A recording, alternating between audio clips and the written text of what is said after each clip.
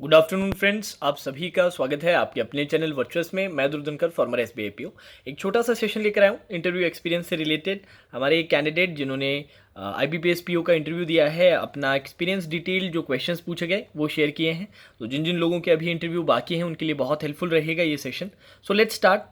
तो सबसे पहले तो टोटल ड्यूरेशन इनके इंटरव्यू का था 10 से 12 मिनट, जो अच्छा ड्यूरेशन है। डैट मीन्स पैनलिस्ट इंटरेस्टेड थे इनसे क्वेश्चंस पूछने में। अब इनिशियली एंटर करते ही उन्हें बैठने के लिए कहा गया, ग्रीटिंग्स एक्सचेंज की गई। देन इनके एजुकेशनल बैकग्राउंड पे आया गया कि आपके एजुकेशन बैकग्राउंड के बारे में बताइए। तो उन्होंने बीकॉम बताया, 2014 में कंप्लीट किया, 2016 में एमकॉम किया। तो इस पे एक जो लाजमी क्वेश्चन बनता है, जो एक नेचुरल क्वेश्चन निकल के आता है, वो है कि गैप ईयर्स पे, कि इतने साल का जो गैप था इसको आप कैसे जस्टिफाई करेंगे, या फिर इस टाइम में आप क्या कर रहे थे। तो इसके लिए वो प्रिपेयर होके गए थे, अच्छे से प्रिपेयर करके गए थे। देन इसके बाद इनसे पूछा गया कि एक लीडर में क्या क्या क्वालिटीज़ की रिक्वायरमेंट रहती है। तो इसका आंसर इन्होंने बहुत अच्छे से दिया। देन थोड़ा सा रुख बैंकिंग की तरफ गया, जिसमें इनसे पूछा गया कि अभी डिसइन्वेस्टमेंट बहुत न्यूज़ में चल रहा है, बजट में भी आपने सुना होगा और अदरवाइज भी आप देखते होंगे। तो ये डिसइन्वेस्टमेंट क्या है, तो इसके बारे में इन्होंने अपना जो पॉइंट ऑफ व्यू था या जो नॉलेज था वो सामने रखा पैनलिस्ट के। फिर इनसे पूछा गया कि डिसइन्वेस्टमेंट इकोनॉमिक ग्रोथ में कैसे हेल्पफुल है, कैसे बूस्ट करता है, कैसे करेगा, आप ये बताइए हमें।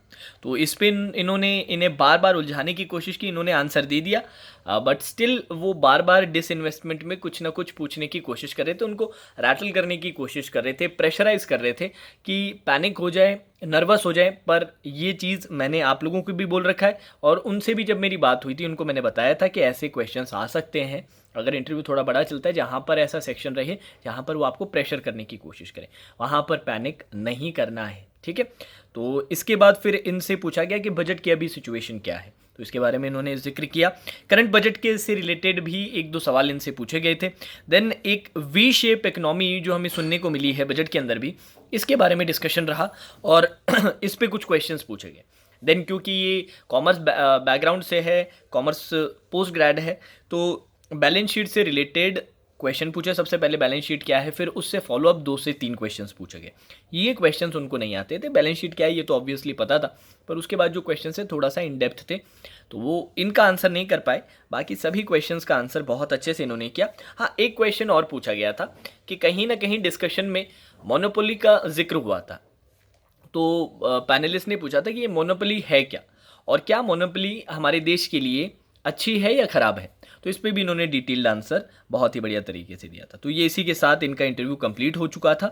ऑल्दो पूरा का पूरा पार्ट काफ़ी अच्छा था, बस बैलेंस शीट के जो 2-3 क्वेश्चन ही आंसर नहीं कर पाए, ये थोड़ा सा नेगेटिव लग सकता है। बट ओवरऑल मैं इस इंटरव्यू का जो इनका एक्सपीरियंस था उसको अच्छा रेट करूँगा, और मार्क्स इसके एक्सपेक्ट कर रहा हूँ कि इनके अच्छे मार्क्स यहाँ पर आएंगे। ठीक है। अब इस तरह की वीडियोज़ अगर आप और देखना चाहते हैं तो इसके लिए आप लोगों के लिए मैंने एक सेपरेट प्लेलिस्ट बना रखी है इंटरव्यू वीडियोज़ के नाम से। वो प्लेलिस्ट वो प्लेलिस्ट जाके चेक ज़रूर कीजिएगा। वहाँ पे इस तरह के IBPS PO, SBI PO, RRB PO, सभी जो इंटरव्यूज़ जो भी एक के बाद एक जो कंडक्ट करवाए गए हैं उनके बहुत सारे एक्सपीरियंस मिलेंगे। ठीक है। तो चलिए दोस्तों, आज के सेशन में इतना ही। Now that's all for today session. Take care.